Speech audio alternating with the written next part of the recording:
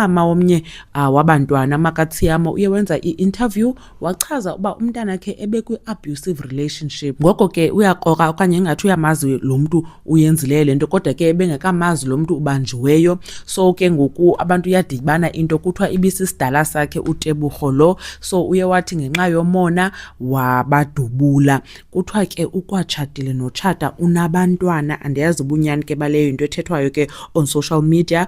uTebogo ke lo una 38 years, kuthiwa ebefuna ntoni emntaneni ona 22 years. Ibheyili ke uTebogo uye akayifuna inoba kuba eqonda ke uba abahlali bazawufuna umlimaza. uTebogo ke lo kuthiwa uyibouncer kwi-local tavern yakhona. Abahlali bathe boyiva lento bahamba botshisa notshisa kwanana bako kwabona okanye kwakhe.